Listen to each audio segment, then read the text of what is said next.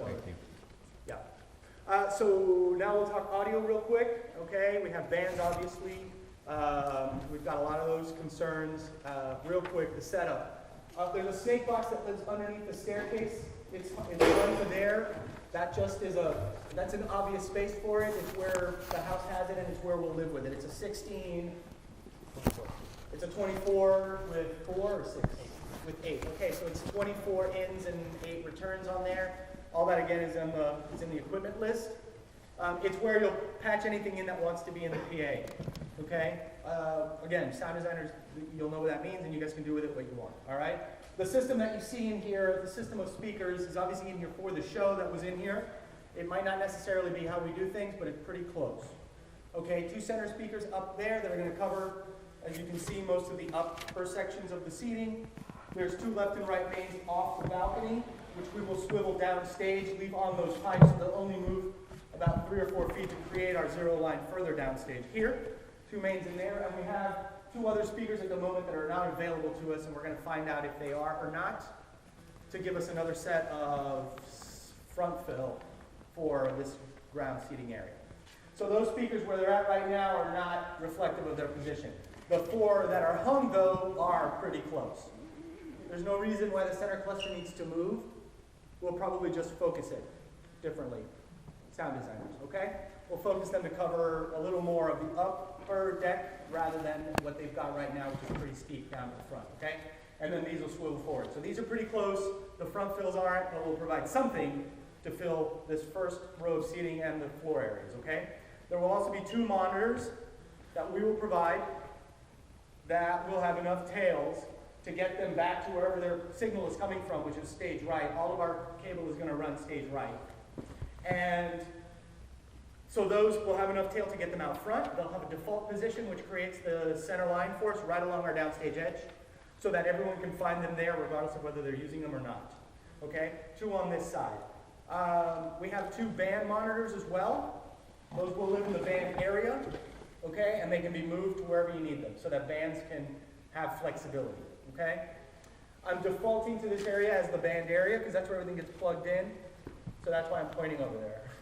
Not because you have to have your band there, but everything will have just enough coil to get you out. Remember, if you pull it out, you gotta pull it back in. And that includes anything and everything you do.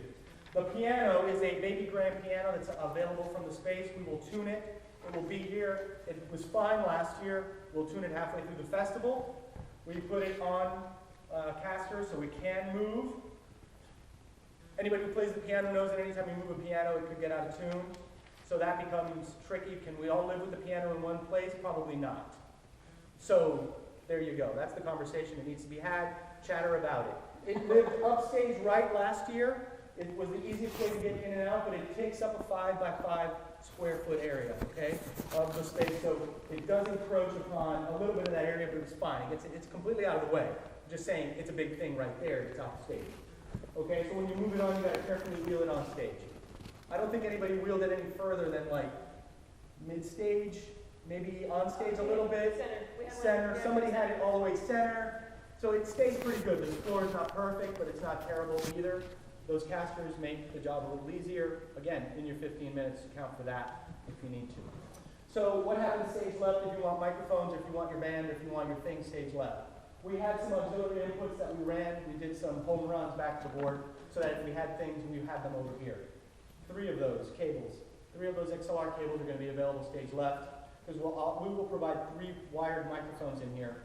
SM58, just regular, scream your lungs out into microphones, 3 of them, and we will have 3 ways to connect them stage right, and 3 ways to connect them stage left and stage right.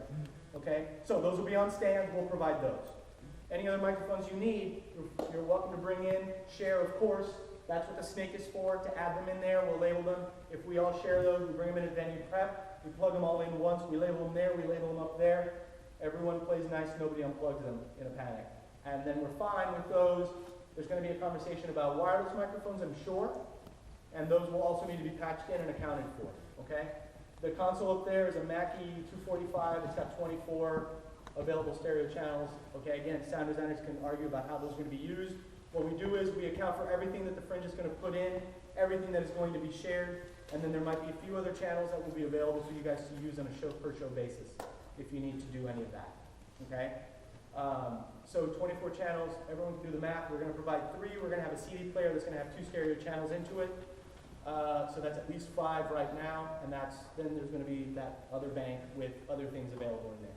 The ability to get monitor mix, there's at least 4 mixes in there, I believe, so you can have 2 different ones here, 2 different ones there. You can add all your amps and all that. So that's the rundown on audio. So now all the questions.